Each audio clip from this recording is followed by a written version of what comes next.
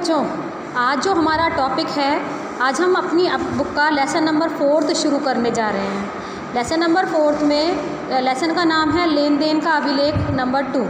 ठीक है बच्चों, जो लेन देन का अभिलेख नंबर 1 था उसमें जर्नल एंट्रीज और खाता बही आपने सीखी हैं। आज मैं आपको सिखा रही हूँ सहायक पुस्तकें। ये सहायक पुस्तकें क्या होती हैं और क्यों बनाई जाती हैं, ये मैं आपको सिखा रही हूँ। बच्चों, ऐसा है कि आप जब स्कूल में आए, जब आप स्कूल में फर्स्ट डे आए, तो आप सब लोग अपने साथ में एक कॉपी लेकर के आए। इस कॉपी का नाम आपने दिया रफ़ कॉपी। ठीक है बच्चों, आप इस रफ़ कॉपी को साथ में लेकर के आए। जब आपका अकाउंट्स का पीरियड आया, आपने इसी कॉपी में काम किया। जब आपका बीएसटी का पीरियड आया, इसी कॉपी में काम किया। आपका इंग्लिश का पीरियड आया, हिंदी का पीरियड आया और साथ में इकोनॉमिक्स का, मैथ्स का, जिसका भी जैसा भी पीरियड आया, आपने सब ने इस कॉपी में काम किया। अब आपको लगा कि अरे वाह, ये तो बहुत आराम सा काम है कि बैग भी नहीं ले जाना पड़ता, आप सारा काम इस कॉपी में कर सकते हो। ठीक है, तो आप इसको रोज़ लाने लग गए। क्योंकि आप बड़े हो गए थे तो किसी टीचर ने आपको नहीं देखा और सब टीचर को लगा कि आप इतने तो समझदार हो ही कि आप अपना काम व्यवस्थित करोगे। 7 दिन बीते बच्चों। 7 दिन बाद अकाउंट्स की टीचर ने आपसे बोला कि जो मैंने 1 तारीख को काम कराया था, फर्स्ट डेट को, वो मुझे काम दिखाओ। ठीक है बच्चों, अब फर्स्ट डेट का काम ढूंढने में आप ढूंढते जा रहे हो, पूरी कॉपी आपने खंगाल ली, लेकिन अकाउंट्स का फर्स्ट डेट का काम आपको नहीं मिल रहा क्योंकि आपका काम व्यवस्थित नहीं था। तब आपको समझ में आया, अगर मैं, और ये कॉपी आपकी 7 दिन में भर भी गई। अब नेक्स्ट डे 7 दिन के लिए दूसरी कॉपी बनाओगे, फिर उसके बाद 7 दिन में वो कॉपी भर जाएगी। तो ऐसे तो संभव ही नहीं है कि आप ऐसे काम कर सको। फिर आपके समझ में आया, अगर मैं इन सब सब्जेक्ट्स की कॉपी अलग अलग बना लूँ, मतलब एक कॉपी अकाउंट्स की बना लूँ, एक कॉपी बीएसटी की, एक इंग्लिश की, एक हिंदी की, है ना, और एक इसकी और एक इसकी, और एक रफ़ कॉपी भी बना लूँ, तो अब मैं प्रॉपरली काम कर सकता हूँ किसी भी सब्जेक्ट का। जब कोई टीचर आप मेरे से काम मांगेगा, मैं समय पर उपलब्ध भी करा सकता हूँ। तब आपके समझ में आया कि मुझे हर सब्जेक्ट्स की अलग अलग कॉपी बनानी होती है। ऐसा ही बिज़नेस में होता है बच्चों। बिज़नेस में सबसे पहली जो रफ़ कॉपी समझ लो, वो होती है जर्नल या रोज़नामचा। व्यापारी सारे व्यवहारों का लेखा जर्नल या रोज़नामचा में करता है। ठीक है, जितने भी व्यवहार होते हैं। अब अगर एक दिन में 100-50 व्यवहार हुए तो उन व्यवहारों को लिखना संभव है, लेकिन अगर 200, 300, 400, 500 व्यवहार हो गए तो फिर उन व्यवहारों को लिखना, उन व्यवहारों को ढूंढना बहुत मुश्किल हो जाता है। तो ऐसी स्थिति में वो एक जर्नल नहीं बना, जर्नल तो बनाता है, जर्नल में केवल कुछ व्यवहारों का लेखा करता है, जिसको हम यहाँ पर मेन रफ़ कॉपी कह रहे हैं। इसके अलावा वो अलग अलग पुस्तकें बना लेता है। जैसे एक बना ली उसने क्रय बही। ठीक है, इसमें इसका नाम हुआ परचेज बुक। इसमें जो भी वो उधार माल खरीदेगा उसका लेखा कर लेगा। ऐसे ही बना ली उसने विक्रय बही, जो भी माल बेचेगा, उधार बेचेगा, उसका लेखा करेगा। ऐसे कुल मिलाकर के हर चीज़ की अलग बुक। तो ये जो अलग अलग बुक्स बनाई जाती हैं, ये सहायक पुस्तकें कहलाती हैं। ये सहायक पुस्तकें बच्चों 8 प्रकार की होती हैं। ठीक है बच्चों, ये सहायक पुस्तकें 8 प्रकार की होती हैं, जो कि सबसे पहली होती है रोकड़ बही, यानी कैश बुक। जितने भी व्यापार में ट्रांजैक्शन होते हैं कैश के संदर्भ में, वो इस बुक में लिखे जाते हैं। जब भी किसी भी प्रकार की नकद खरीद, नकद विक्रय, कोई भी वस्तु खरीदना, कोई भी कहीं भी पैसे का आदान प्रदान, लेन देन हुआ, तो रोकड़ बही में इस व्यवहार को लिखा जाता है। दूसरे नंबर पर आती है क्रय पुस्तक, परचेज बुक, यानी अगर कोई व्यापारी उधार माल खरीदता है, माल का मतलब आप जानते हो, जिसका उद्देश्य, जिस वस्तु को बेचने का कार्य व्यापारी करता है। तो अगर कोई व्यापारी उधार माल खरीदता है बेचने के उद्देश्य से, तो वह लेखा परचेज बुक में या क्रय पुस्तक में किया जाता है। ऐसे ही व्यापारी जिस वस्तु को बेचने का व्यापार करता है और उस वस्तु की बिक्री को एक बुक में लिखता है, उस बुक का नाम सेल्स बुक होता है। लेकिन विशेष क्या बात ध्यान रखनी है कि एक तो माल की बिक्री होनी चाहिए, माल मतलब जिसको बेचने का आप काम करते हो, साथ में उधार होनी चाहिए। तो उधार जो वस्तु बेची जाती है उसका लेखा इसमें किया जाता है।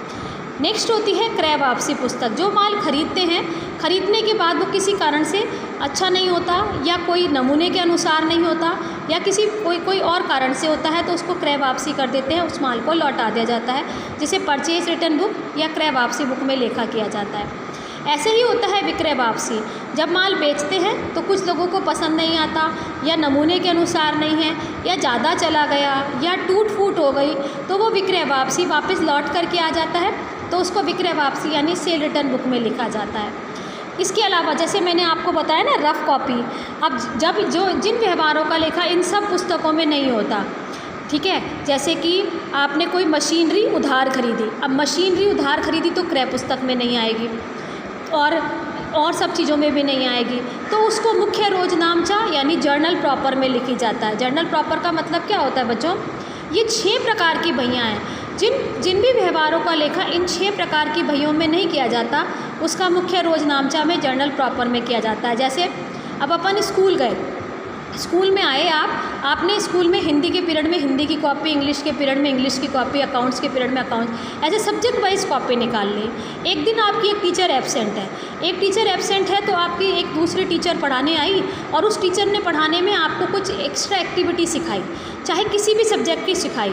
अब वो उस एक्स्ट्रा एक्टिविटी को आप उनकी जो टीचर्स की कॉपी है उसमें नहीं लिख सकते, तो आपके पास क्या ऑप्शन आएगा, आप रफ़ कॉपी में लिखोगे। तो रफ़ कॉपी की तरह जर्नल प्रॉपर, जब जिन व्यवहारों का लेखा इन सब पुस्तकों में नहीं किया जाता, तो उस व्यवहार का लेखा जर्नल प्रॉपर में किया जाता है।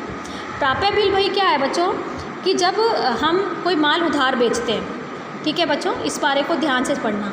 जब हम कोई माल उधार बेचते हैं तो उधार बेचने पर अगला व्यक्ति हमसे वादा करता है कि वह आपका समय पर पैसा चुका देगा। तो ऐसी स्थिति में हमको लगता है कि अगर हमारे पास कुछ रिटर्न में हो, यानी उसके लिखा हुआ पेपर हो, तो हम एकदम से निश्चिंत हो सकते हैं। तो हम एक पेपर पर, ऐसा प्लेन पेपर होता है बच्चों, उस पर लिखते हैं कि हमने एक्स को इतने रुपए का माल बेचा। उसने वादा किया कि वो 3 महीने के बाद बिना किसी शर्त के हमारा ये पैसा लौटा देगा। तो वो जो लेटर लिखा जाता है बच्चों, उसको प्राप्य बिल बोला जाता है। और जिस बुक में उस लेटर का लेखा किया जाता है कि भाई इस व्यापारी से ये बिल मिला, इस व्यापारी ये डेट ड्यू है, उसको प्राप्य बिल वही कहते हैं। ऐसे ही जब हम किसी को ऐसे रिटर्न पेपर पर लिख करके देते हैं कि हम निश्चित समय के पश्चात उसको पैसा लौटा देंगे, तो उसका लेखा देय बिल भई में किया जाता है। अब वैसे भी ये इसका एक लेसन है पूरा प्राप्य बिल भई और देय बिल भई का, जब आगे पढ़ेंगे तब आपको धीरे धीरे समझ में आ जाएगा। बाकी ये सब बहियाँ जो हैं 1, 2, 3, 4, 5, 6 जो टॉपिक है आप इसी लेसन में पढ़ेंगे, जिसका नाम है लेन देन का अभिलेख नंबर 2।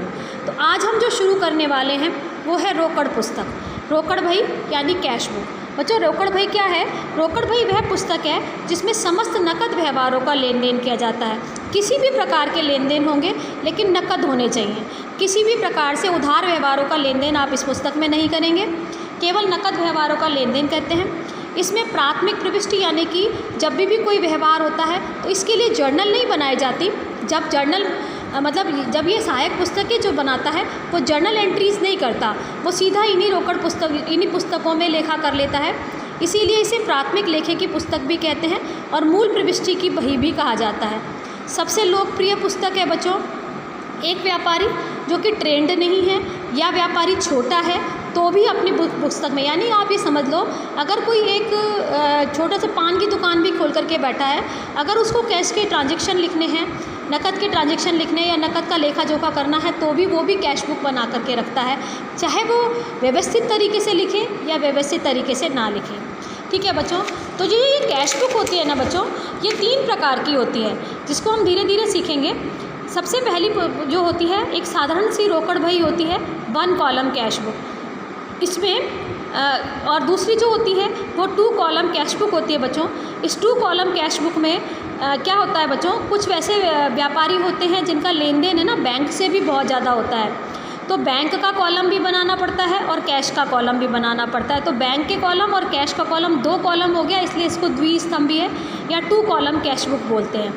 खुदरा रोकड़ वही होती है जिसमें छोटे छोटे नकद व्यवहारों का लेखा किया जाता है। ठीक है बच्चों, अब इनके संदर्भ में हम बिल्कुल बहुत बारीकी से पढ़ेंगे। तो आज हमारा जो टॉपिक हम शुरू कर रहे हैं वो 1 स्तंभीय रोकड़ भई या 1 कॉलम कैश बुक है। 1 column cash book simple cash book होती है, इसमें केवल नकद व्यवहारों का लेखा किया जाता है, काल क्रमानुसार मतलब समय के अनुसार लेखा किया जाता है। यानी अगर जो भी पहले आता है उसको पहले लिखते हैं, जो बाद में आता है पहले बाद में लिखते हैं, यानी जो पहले जाता है यानी नकद जब पहले जाता है जिस भी डेट के अकॉर्डिंग इसमें लेखा कर देते हैं। अगर मैं इसका फॉर्मेट कहूँ तो इसका फॉर्मेट ऐसे बनता है, जैसे सिंपल एक अकाउंट का फॉर्मेट बनता है। सबसे पहले आप डेट का कॉलम लिखते हैं, सन, मंथ और डेट।